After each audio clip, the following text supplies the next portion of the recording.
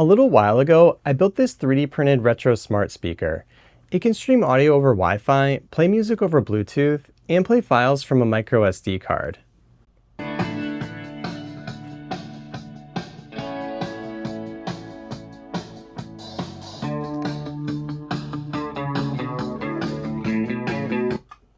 Inside is a custom PCB that plugs into the touchscreen on top, which handles all of the audio and controls.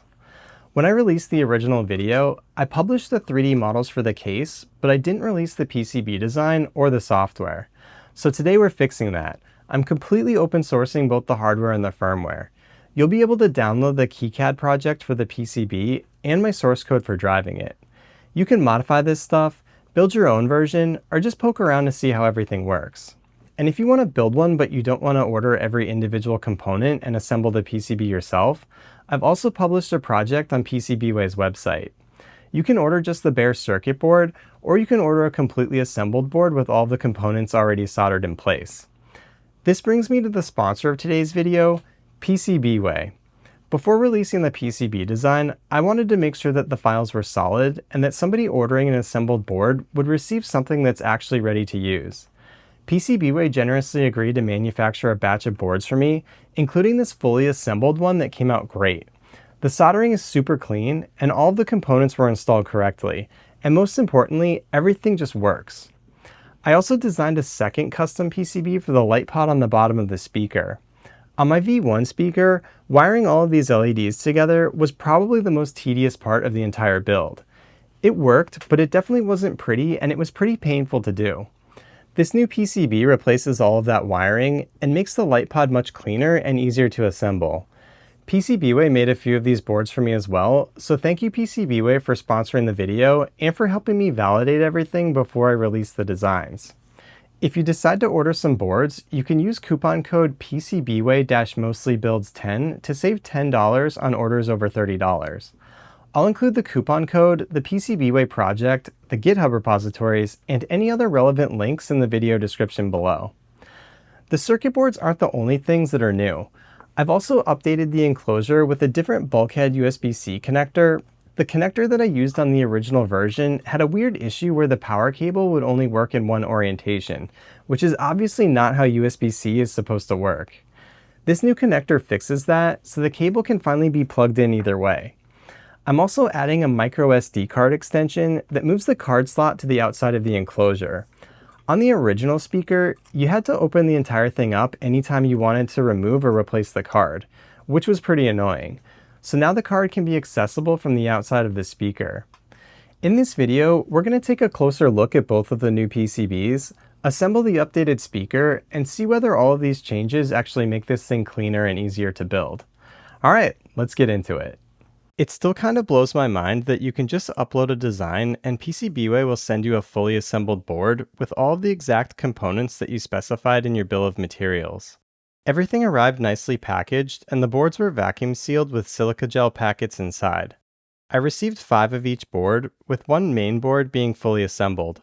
I opted for their lead-free surface finish and I went with the standard 1.6mm thickness for the main board and 1mm for the light pod board. The reason that I chose 1mm for the light pod board is because I'm limited in the amount of vertical space that I have where the light pod is mounted. I probably could have made the 1.6mm work, but I thought it would be safer to shave off a little thickness to give me more wiggle room. I have to admit, I was a little terrified at the idea of having somebody else assemble my board. The first thing I did after receiving it was to plug it into this handy USB-C breakout board and test all the pins for continuity. Thankfully, everything checked out, so next up is to inspect the board under my microscope. I gotta say, the solder job looks great and all of the components are oriented correctly. My only criticism is that the USB-C connector is a tiny bit crooked. The pins are all fine and it's totally within spec. If I really wanted to, I could easily fix that with my hot air station, but I don't think it's necessary. I'm gonna solder some female headers on now. All I have on hand are these longer stackable 14-pin headers, so that's what I'm going to use, but regular sized ones work fine too. I didn't have the headers added during assembly because I figured someone out there might want to solder the board directly to a screen rather than using the female headers. Let's try flashing this thing. I'm going to short the switch pins with this jumper so it turns on the power rail when I connect it over USB.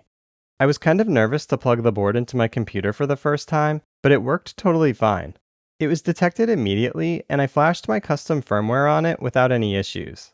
Now we can throw the screen on there and connect it to my Wi-Fi. I'm going to skip the SSID selection and password entry for obvious reasons. Now I'll switch to the streaming tab and see if I can connect to an audio stream. Nice, it's totally connected. Before I do anything else, I'm going to screw the board down to the screen assembly so it doesn't flop around and get damaged. Now we can attach the combo switch and volume potentiometer to the screw terminals. That also means that we can remove the jumper on the switch pins since we have a proper switch now. I'll also attach the wires for the speaker, which is kind of important if we want to be able to hear anything. Nice, it actually works. Let's try plugging in that SD card extension. I need to be really careful with this flex cable because it would be really easy to damage. It sort of has this little lip near the end that I can hook with my fingernail to press it into the connector so I don't put any pressure on the actual cable. Finally, we can put the SD card into the bulkhead connector and switch over to the SD card tab. Nice, this works too. I'm literally trying all of this stuff for the first time as I'm filming all this, so I'm super happy that everything's working. Alright, let's talk about the PCB design. This is my schematic for the main board. It looks like a lot, but most of what you see here is the same as a common ESP32 dev board like this one. The only parts that are special for this build are the audio amplifier for controlling the speaker, and the connections for the touchscreen, and the 5-volt rail switch. I also went with an FTDI UART chip because it's easier to solder and inspect since the pins are located around the perimeter of the chip rather than underneath like a lot of smaller chips. The 5-volt rail switch controls when power from USB is delivered to the rest of the circuit. The knob on the side of the speaker case is connected to a signal pin on this chip, which controls the switching behavior. I designed it this way to avoid having all the power for the circuit pass through the mechanical switch that the knob is attached to. The PCB has a pretty simple layout consisting of a 2-layer design and mostly 0805 surface mount components. The 4 mounting holes are aligned with the hole pattern on the 2.8-inch capacitive touchscreen that I used, but there's no reason that you can't use this PCB with larger screens that have the same pinout. I'll put links below for the compatible screens. I'm using the ESP32 Rover E N16R8, which has 16 megs of flash storage and 8 megs of PS RAM. If you want to dive deeper into this board, you can check out the project on my GitHub that will also be listed in the description below. The Pod PCB is just dead simple wiring for resistors and LEDs. I decided to scuff up the LEDs a little bit with some sandpaper to make them more diffused, so hopefully the light scatters more softly. When soldering the LEDs in place, I position the PCB inside the pod housing to make sure the LEDs hang off the board far enough so they protrude from the cutouts at the edges of the housing.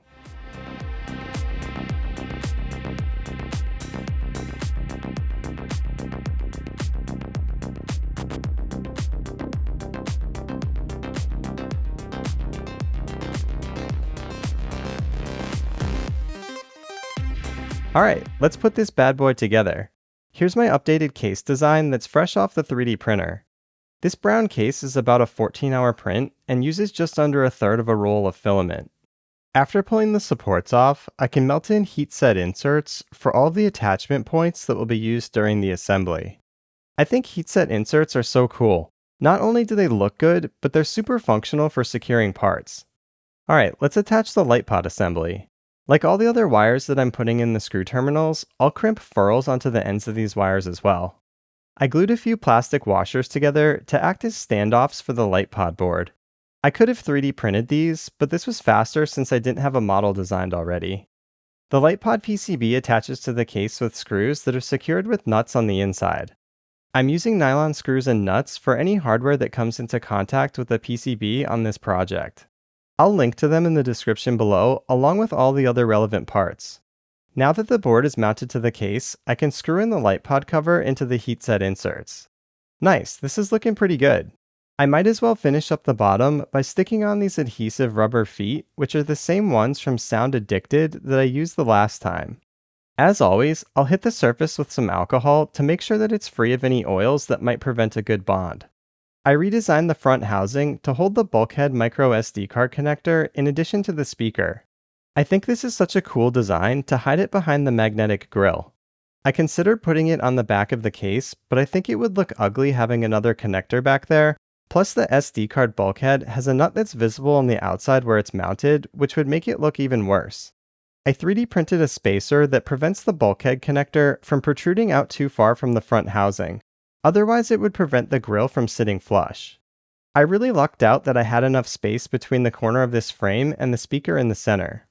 Alright, nice. I'll put that aside for now and work on mounting the main electronics. The new USB-C bulkhead connector has a USB-C cable built in, but the connector is less flexible compared to the one that I was using previously. It ends up having clearance issues with the back of the case, so I bought this right-angle USB-C adapter that lets the cable face downward instead of straight back. For a little extra insurance, I put some heat shrink on the connector and the adapter to make sure that they can't come apart by accident. It's kind of a hack, but I think it's fine. The USB-C cable is a little long for this application, but no complaints for me because I'm just happy to finally have one that doesn't have polarity issues. Before I put the main board in the case, I need to attach the LightPod power wires to the screw terminals. This is probably a good time to clean the screen off before I mount it as well. Screwing the electronics assembly into the heatset inserts inside the case is a little tricky to get in there, but definitely doable. I have to carefully coil up the USB-C cable without having any sharp bends and making sure that it's out of the way. Alright, not too bad. It fits in there better than I expected. Next up is the knob assembly. It goes in really easily and the knob just presses on. Once the speaker's been connected using its blade connectors, the only connection that's left is the microSD card extension. I want to be really careful with this flex cable and make sure it doesn't get creased when I drop the front housing into place. I managed to get the cable well positioned without any incidents, and now I can screw the front housing to the case body. Finally, I can throw that SD card in there and snap on the grill. Nice! I'm super happy with how this project came out. I already liked my V1 design, so this new version 2 is just icing on the cake. I've documented every aspect of this build at this point. Just a reminder that all the relevant links are in the description below. I hope you enjoyed this one. Consider giving the video a like and maybe subscribing.